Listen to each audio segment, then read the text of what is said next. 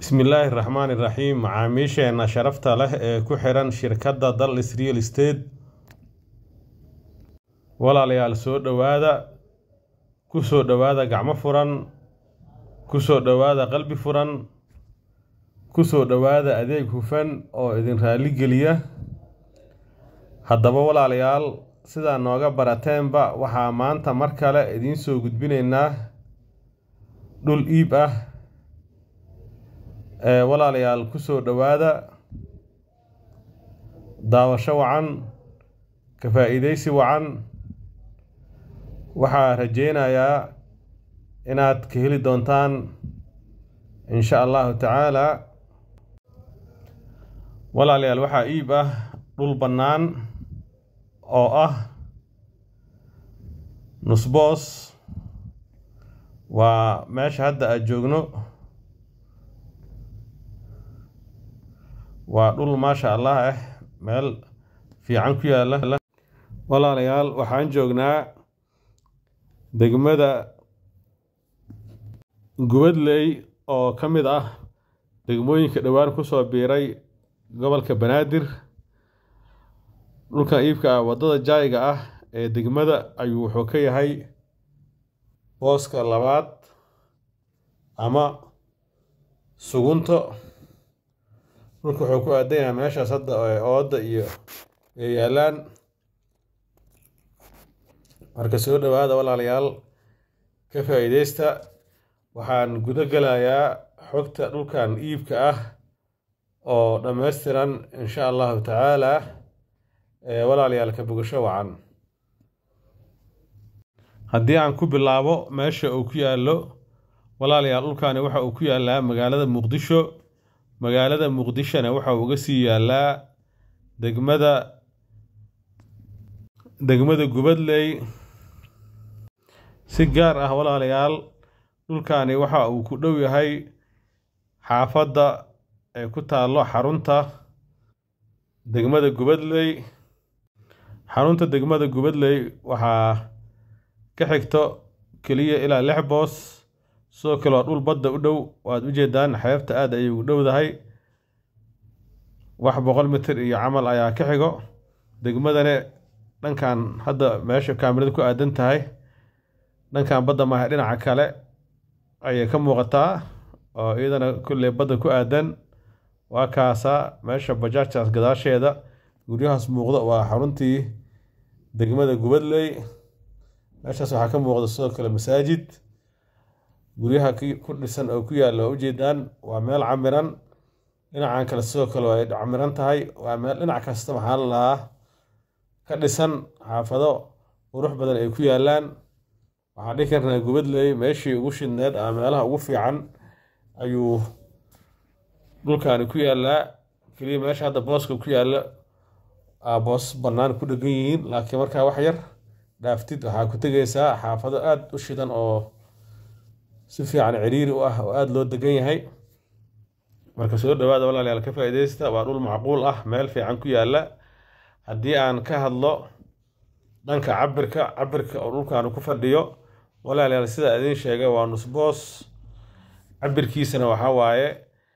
7.5 lagu dhuftay 20 wijiga hore wuxuu u yahay 7.5 dhererkana wuxuu u yahay 20 mitir markiisii hore ayuu wuxuu ahaa boos 20 lagu dhufta 15 ah marka dhanka oo 15 ku ahaa ayaa loo kala gooyay sidaas ayuu wuxuu ku noqday 7.5 lagu dhuftay 20 waa cabir laga dhisi karo ama dhul laga dhisi karo ilaa 4 qol 2 musqul jiko barando barxadii marka cabir oo زائد وير معها وعبر إسكا معقول كسر بوسك أولاً أو كسي في عينها هاي لكن عبر كانوا كلا وحكي في عينها بوسك قاركود زاد كود دود الشهر الله كلا كان أيا كوين وأنا كا قابسن مركوا عبر مالها قارو لك مبوس ولا ليال هدي أن كهالله ننك قيمها booskaani walaalayaal waxaa lagu rabaa 14,000 oo doolarka Mareykanka ah oo isku dhamaad ah مع الدلال هشيس وحال يراهدا بيع ماشو كبلاوday kuma dhamaado 14,000 iyo heshiis waaye qiimaha wixii macquul ah waa laga dhimayaa lambarada meesha ku qoran nagala soo xiriir dhulka waa lagu soo tusayaa markaad aragtid ood ku qanacdid wixii macquul ah waa laga fargelinayaa insha Allah tacaala si fiican ayaa lagu dhaqaaleynayaa haddii aan ka hadla qiimahana inuu qalmin kale waxaan dhihi karnaa qiimahaasi waa macquul maxaa la meesha uu ku yaalla waa meel aad u dhisan oo يعني مستقبل في عن لهدنا عفيرين كلية اسمها هذا هذا سيد أم وغطاء وحاكم مهمسن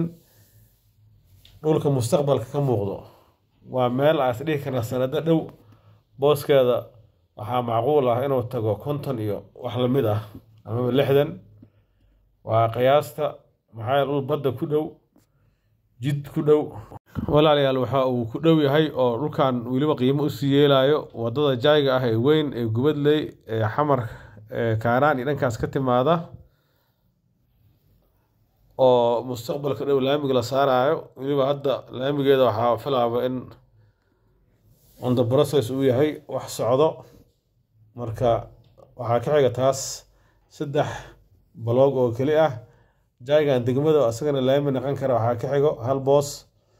بدي واتاسا حرونتي دقمدا وحكا حيقا 6 بوس عمل marka waa dhul dhinac walba ka soo dhismaaya dhinac walba ka saaran meel muhiim ah marka waa dhulka mustaqbalka leh qofka iskale danu iskaga gadaya xataa dhul oo gidid loo quura ma aha marka soo dhawaada walaal ka faa'iideysta fursadan qaaliga ah nala soo xiriira insha Allah taala si fiican ayaa idinku adeegaynaa haddii aan walaalayaal ka hadlo jidadka oo haysto walaalayaal dhulkaani waa hal jid leh waxaa hormarta hal waddo oo weyn haddii aan walaalayaal ka hadlo jihada u jeesanayo ama guriga laga dhiso loo jeedin karo waa jihada galbeed marka waa nusboos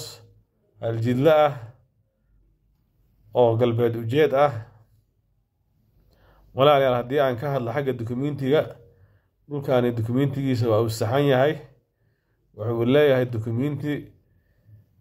dhammaystiran oo ah rasiid iyo sabarloog originaal ah waxa uu leeyahay dukumiinti dukumiintiyada dambe maxamed siyaad barre ma aha waa dukumiinti federaal ah oo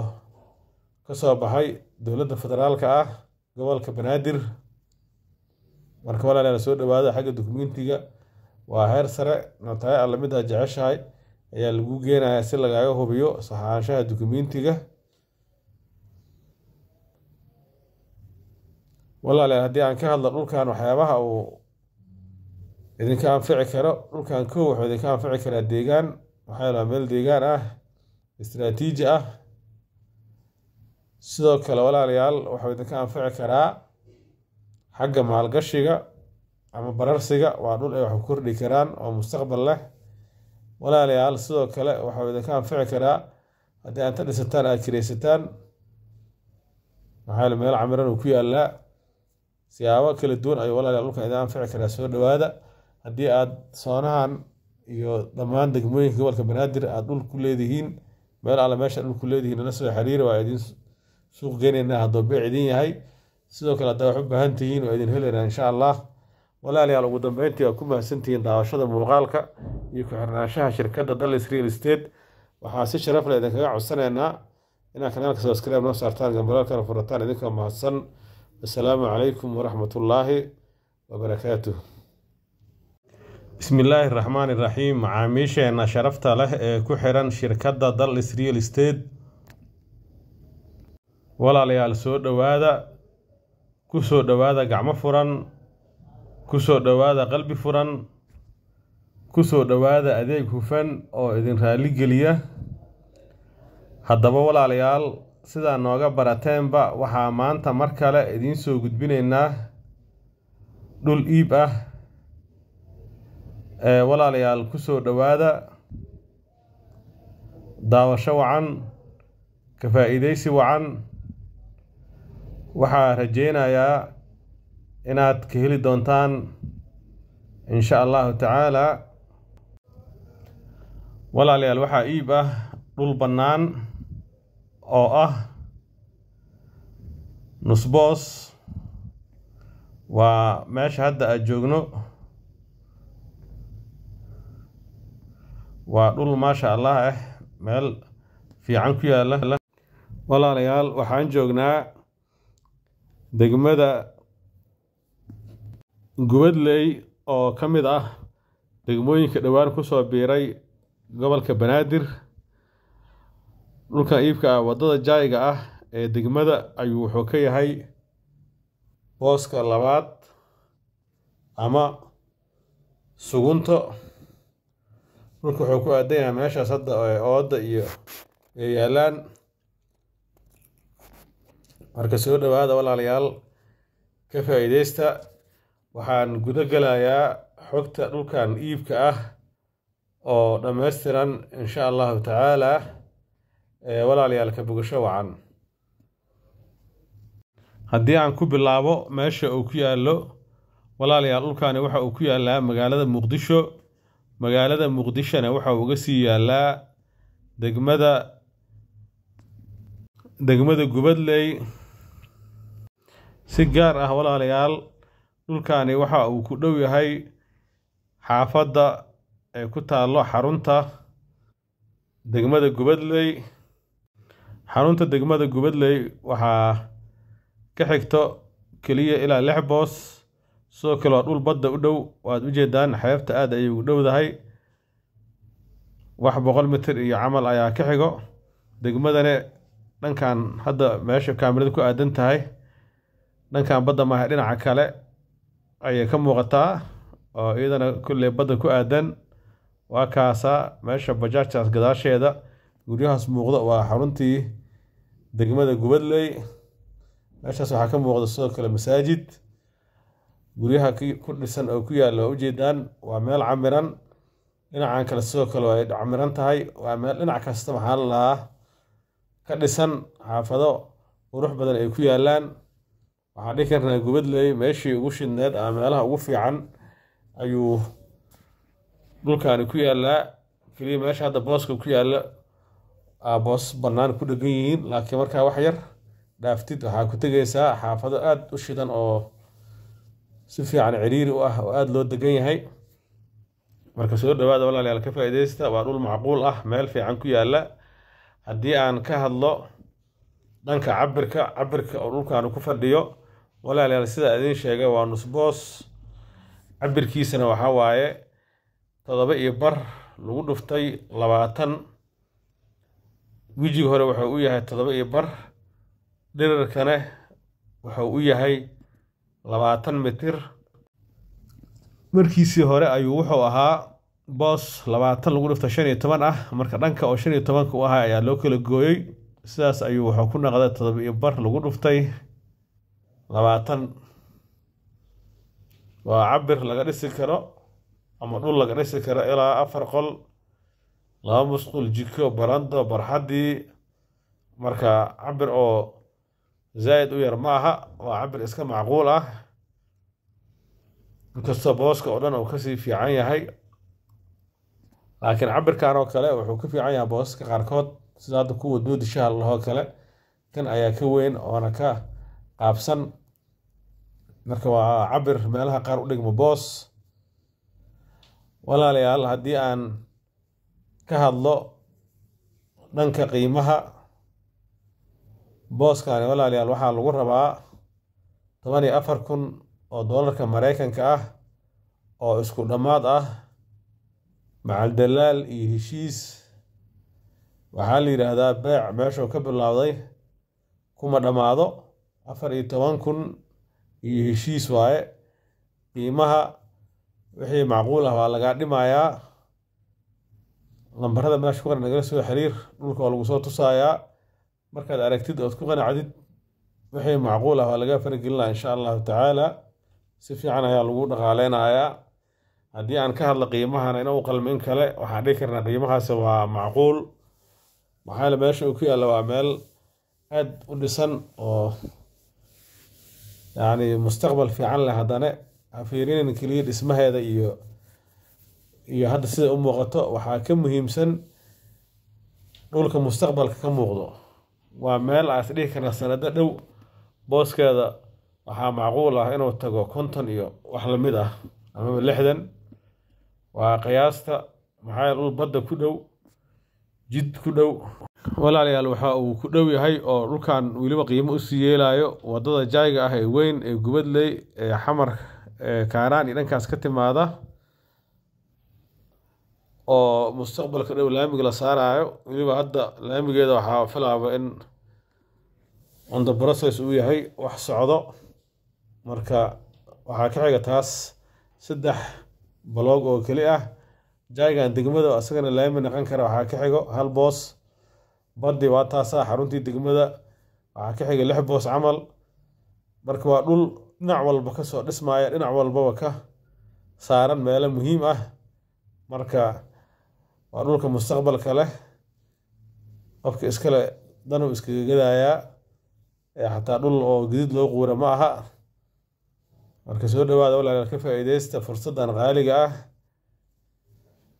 nala soo xiriira insha allahu tacaala si fiican ayaa idinku adeegaynaa haddii aan walaalayaal ka hadlo jidadka oo haysto walaalayaal dhulkaani waa hal jid leh waxaa hormarta hal waddo oo weyn haddii aan walaalayaal ka hadlo jihada u jeesanayo amaba guriga laga dhiso loo jeedin karo waa jihada galbeed marka waa nusboos hal jidle ah oo galbeed ujeed ah